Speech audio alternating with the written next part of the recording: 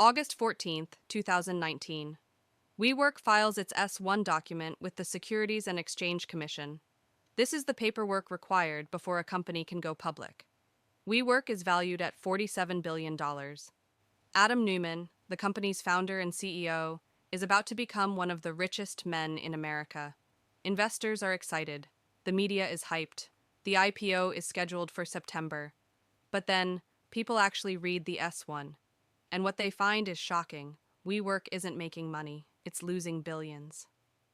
Adam Neumann has sold the rights to the word we to his own company for $5.9 million.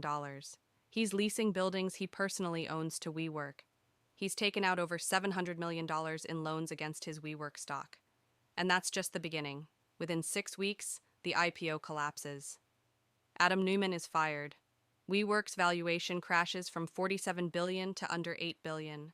And 4 years later, in 2023, WeWork files for bankruptcy.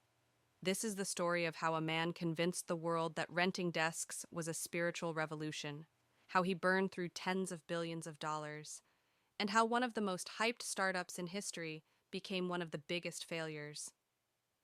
To understand WeWork, you need to understand Adam Neumann. Born in Israel in 1979, Neumann moved to New York in his 20s. He was charismatic, ambitious, and he had a gift for selling a vision. In 2008, Neumann and his college friend Miguel McKelvey had an idea. Office space was expensive. Small businesses and freelancers needed affordable places to work. What if they could rent a big building, divide it into desks and small offices, and sublease them? It wasn't a new idea. Regus, a British company, had been doing it since 1989, but Neumann saw something bigger. He didn't want to rent desks. He wanted to build a movement. In 2010, WeWork opened its first location in New York's Soho neighborhood. It wasn't just an office. It had free beer on tap, ping pong tables, beanbag chairs, inspirational quotes on the walls. Neumann called it a community, a place where entrepreneurs could collaborate, network, and elevate the world's consciousness. That phrase, elevate the world's consciousness, became WeWork's unofficial mission. Neumann said WeWork wasn't a real estate company. It was a tech company, a lifestyle brand, a movement, and investors believed him. 2014. WeWork raises $355 million in funding. 2016. Another $690 million. 2017. SoftBank, the massive Japanese investment fund led by Masayoshi Son, invests $4.4 billion. Son believed Neumann was the next Steve Jobs. He told Neumann he wasn't thinking big enough. He pushed him to grow faster, open more locations, expand globally, and Neumann did. By 2019, WeWork had over 500 locations in 111 cities across 29 countries. The company was opening a new location every single day. It employed over 12,000 people. Its valuation hit $47 billion. Adam Neumann was worth $4.1 billion on paper. He bought 5 homes, including a 60-acre estate in Westchester and a mansion in the Hamptons.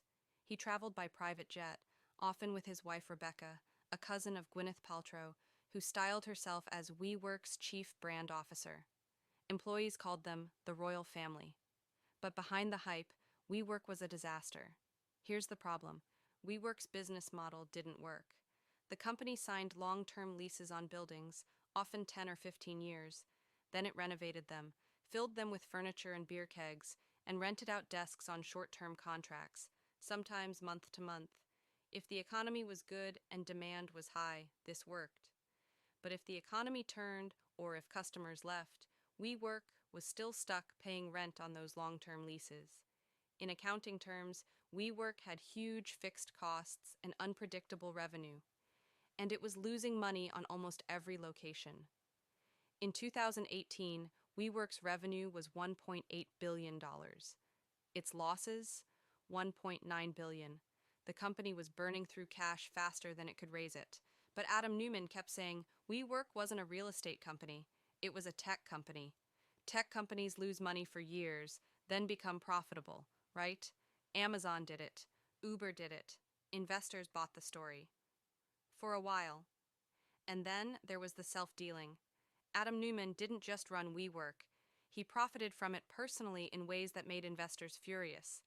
In 2019, Neumann owned several buildings that he then leased to WeWork. He was both the landlord and the CEO. He was paying himself rent with investor money. He also owned the trademark to the word we. When WeWork rebranded to the We Company in 2019, Neumann charged the company $5.9 million for the rights to use the name, his own company, his own name.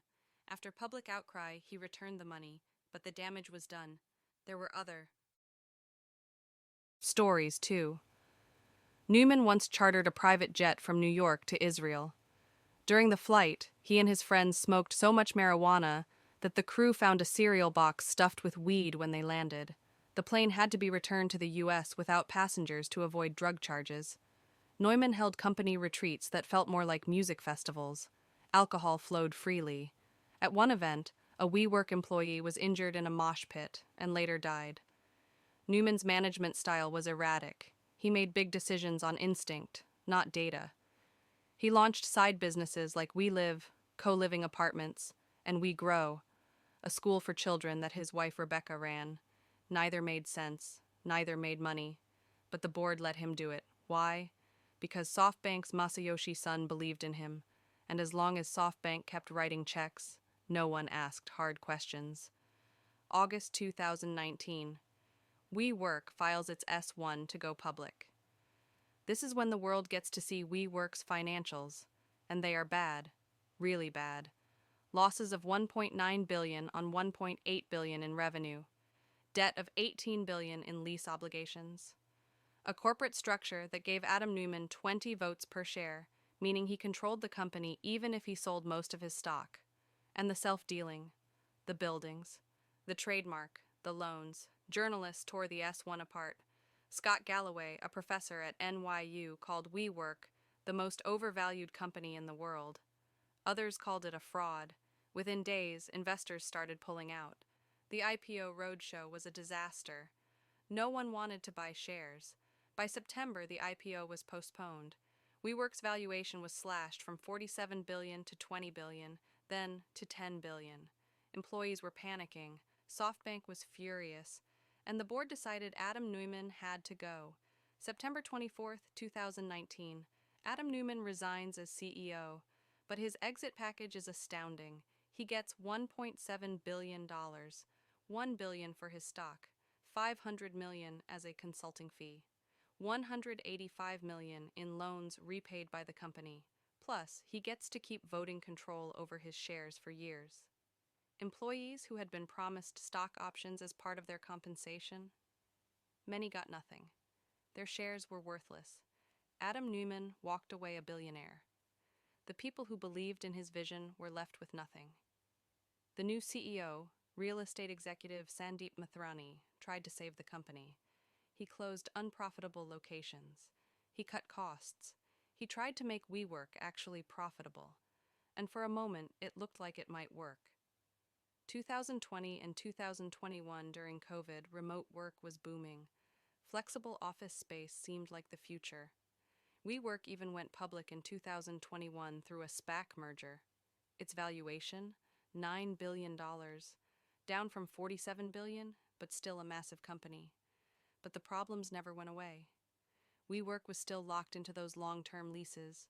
It was still losing money on most locations. Its debt was crushing.